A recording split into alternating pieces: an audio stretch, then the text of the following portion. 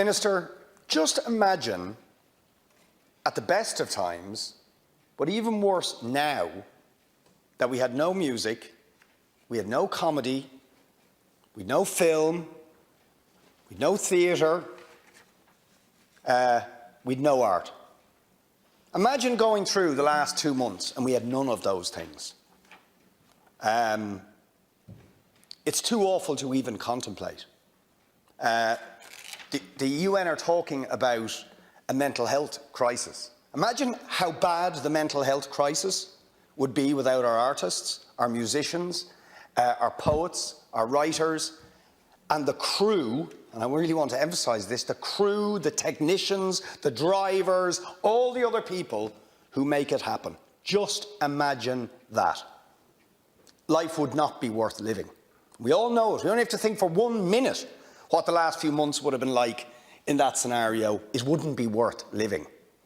Okay, that's how important arts are.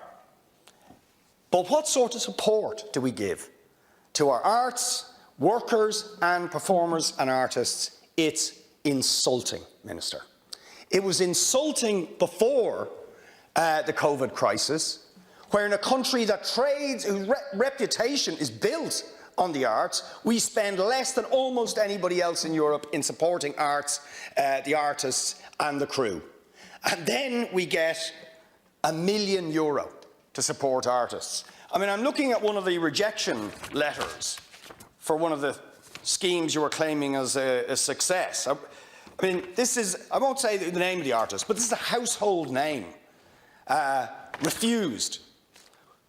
2/3 of those applied for this pretty miserable grant. Refused. And were given a grade on the artistic merit of their application. Utterly insulting. This is a household name. I won't say what the name is, but it's a household name. Who's given service to this state, as all those people are. But they are frankly treated with no respect, except when people want to jump into a camera shot with them to get a bit of credibility or kudos off their work and their creativity. So this insulting approach to our artists has to end, Minister. Because now more than ever we should realise how important they are. So I just have a few specific things. I think you should commit to the National Campaign for the Arts demand for an additional 20 million. I would say it should be more, frankly, for this year and next year to fund arts and arts organisations. You should commit that the COVID payment is given to everybody, not just people who happened to be working on the 13th of March. Many will have been working the next week or the week after and are being denied that payment. That payment is guaranteed until we get back to a situation where live performances and the arts are back up and running at least. In fact, to be honest with you, it should be given out on a permanent basis to our artists, as I have suggested before, in some sort of public works programme for artists to genuinely support them.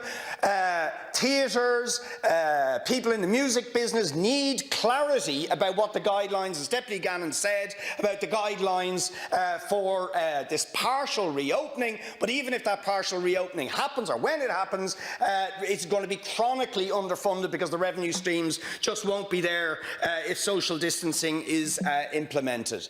And last point I just want to make is, on my oft-repeated theme of the film industry. You see, why are we giving out support to film producers who just sacked all their crew, right? They just sacked all their crew. They didn't put them on the wage subsidy at Ardmore and these producers who get 70 or 80 million a year, but don't actually have any employees, who don't recognise their employees as employees, and then just sack them as soon as the crisis hits. And they go on the COVID payment, or indeed, are they supposed to go on job seekers allowance? It's absolutely outrageous. So these producers continue to get money and support, look for supports, but when their workers go and say, I'm your employee, and they say, oh, we don't have any employees. Right, so let's start supporting the workers, the crew, the artists, and put the money into the people who actually make the art and the work happen. But just in relation to the income supports in general, and you talk about that, I mean, just From a reality check perspective, I mentioned earlier on there's 1.1 million people in receipt of social welfare benefits in the country. That's €203 per week for 212,000 people. There are now 213,000 people at the end of April on the live register. The amount of people who are receiving the pandemic unemployment payment in Ireland at the moment is 589,000 at a cost of 206 million. So far we spent 908, the state has spent 908 million on that particular wage subsidy scheme. 53,600 employers have availed of it and 460,000 employees. And of the pandemic unemployment payment, 14,000 people from the arts sector have availed of that, according to the Department of Social Welfare. So art workers are getting the support that's required from the government, and after workers from the accommodation, the construction, administration and retail sectors, the arts has the highest share of people claiming the pandemic unemployment payment. And, you know, it's a higher level of support than in Northern Ireland, which is only €100. So we're significantly more than that.